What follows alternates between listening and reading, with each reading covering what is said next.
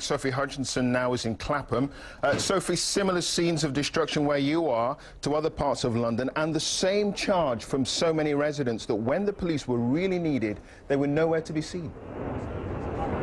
Well, the police here have simply said to me that they were overstretched last night. Talking to individual officers, they said, you know, this was Clapham, but they were being called to Croydon, to Lewisham nearby, lots of different boroughs in order to try and settle down some of this violence. And let me show you what's happened on this street here. Most of the shop windows have been smashed. As you go down the road, there's glass over the streets. There is debris pretty much to the side of the road on the right-hand side. You can see all the way down, and right at the bottom the fire brigade is still working to dampen down what was overnight a large fire in a shop and also affected 2 shops there. Now I can talk now to one of the shopkeepers whose shop seems to have been all right, Kulbir Singh.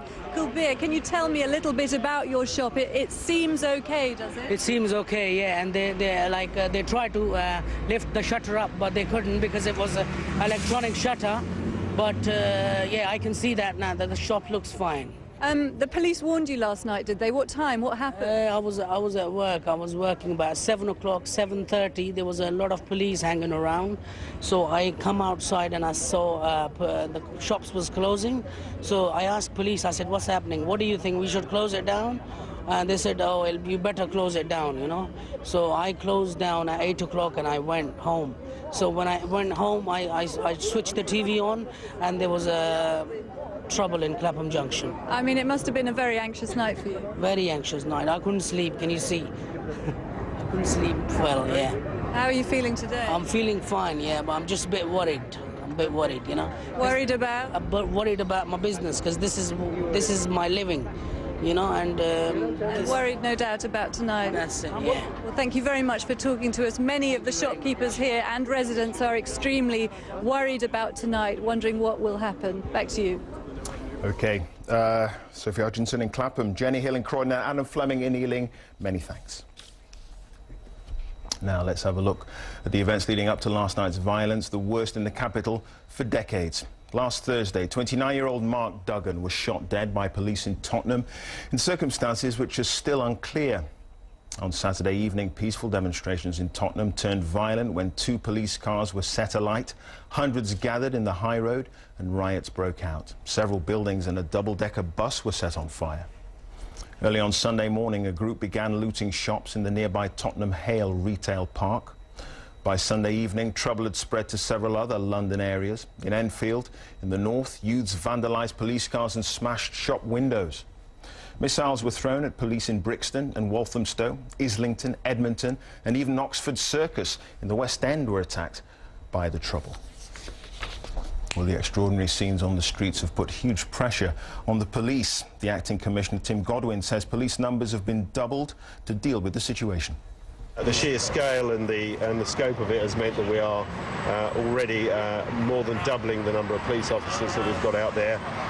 We have got the full support of the government in getting as much mutual aid from outside of London as is necessary. And I'd like to take this opportunity to actually remind people what I said last night as things were escalating, that there were far too many young people on the streets of London last night in places which were both dangerous and violent. And I urge all the citizens of London and the guardians and the parents of young people to actually keep them in tonight.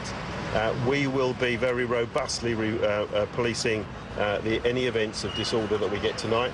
And the other piece that we are now doing, our cell blocks are full of prisoners from overnight. We have got prisoners in other counties in custody blocks. This is not just a game. This is criminality, this is burglary, this is violence. And we will pursue each and every one that has been involved in this, and we will be making sure that they are brought to justice and to court. The Acting Metropolitan Police Commissioner there, Tim Godwin. Let's speak to our correspondent, Louisa Baldini, who's at New Scotland Yard for us. Louisa, clearly the police now admitting what many people have been suggesting is the case, and that is that the police numbers last night on the ground were just not enough.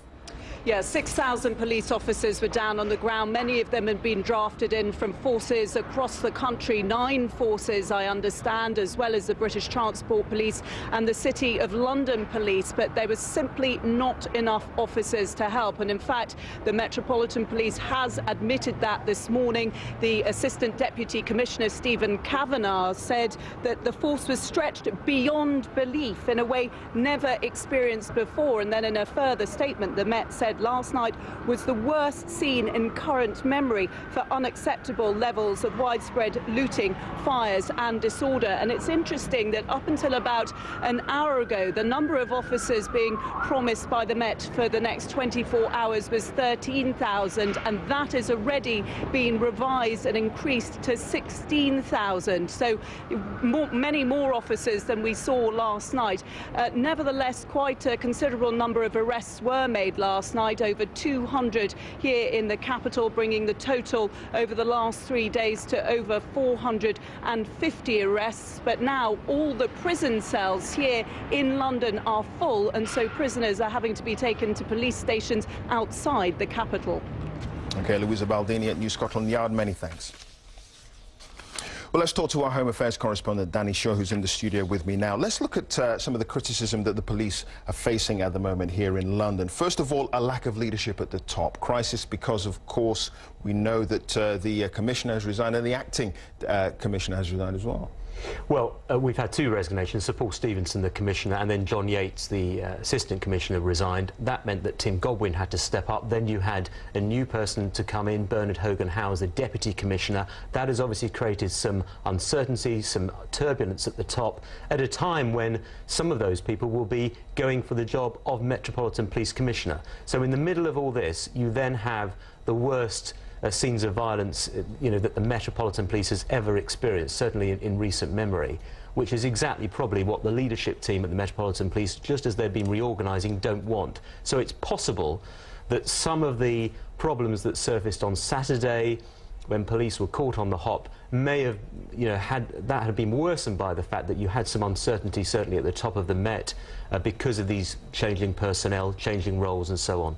Some are saying, of course, that how could they have got it so wrong over the last couple of nights? I mean, 6,000 officers on the ground last night, clearly not enough to deal with the situation. I think it has just caught them completely by surprise.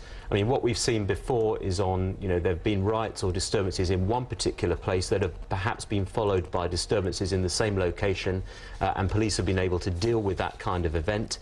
They've been able to deal with protests before, although obviously they've had some difficulties, but this is something on a completely different scale, where outbreaks of disorder are breaking out all over the capital.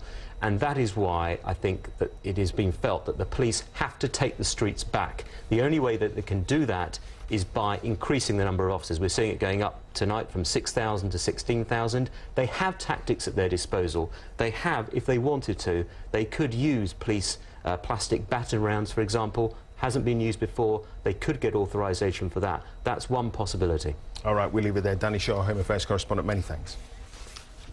Well, Simon Reid is Vice Chairman of the Police Federation of England and Wales. He's in our central London studio now. Thanks very much indeed for joining us. 16,000 police officers are now going to be on the ground in London tonight. Is that going to be enough, do you think?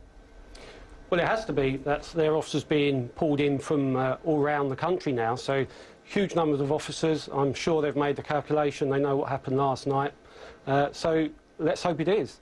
But how could they have got it so wrong the night before with just 6,000? We're facing something we've never seen before in terms of the mobility of these rioters. London is a huge city, so it's gone from the north, it's gone right across London. It's very difficult to get all those resources in the right place at the right time. But I think what it does show is the fragility that we have now with social unrest in this country, where very quickly it can escalate to the degree it has. And now is the time for the government to take the opportunity to say, let's stop these 20% cut. Let's have a real look at what policing is about and how we do it, because they're on the taking big steps to doomsday here if they carry on with these cuts. OK, let's not get into the cuts debate at the moment. The fact of the matter is, it seems the government has listened to the acting commissioner, Tim Godwin, who's basically said, look, we need more officers on the beat tonight. All annual leave has been cancelled. Any able-bodied officer is going to be on the streets tonight. But if it isn't enough, if it doesn't work, should we be talking about water cannon and possibly deploying the army, in your opinion? Well, we certainly should be talking about other means such as water cannon. I don't think the army is an option. We have very little of an army left in this country now.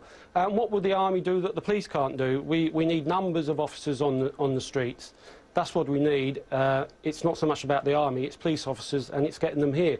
But I do note that it's a sacrifice is now being made by police officers and other emergency staff in having leave cancelled, the risks they're being exposed to. I don't think we should forget that. All right, we'll leave it there. Simon Reid, Vice Chairman of the Police Federation of England and Wales. Many thanks. Well, as we've heard, rioting spread outside of London for the first time last night. In Birmingham, about 100 people were affected, with outbreaks of violence and looting also in Bristol, Liverpool, Leeds and Nottingham. We'll speak to our correspondent in some of those cities in a moment, but first, our UK Affairs correspondent Chris Buckler reports. More than 100 miles away from the shooting that sparked riots, another city and more destruction. Gangs had organised this trip to Birmingham city centre, not to shop, but to loot.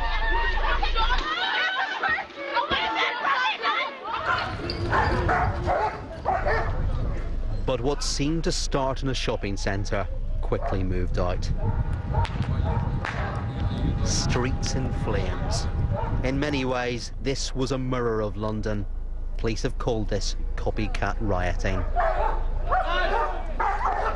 It may not have been on quite the same scale as the capital, but it was serious. There have been scores of arrests in Birmingham, and among the buildings set on fire, a police station. Within a couple of hours, the trouble had spread even further north to Liverpool. Gangs of youths destroying cars and targeting the police in running battles.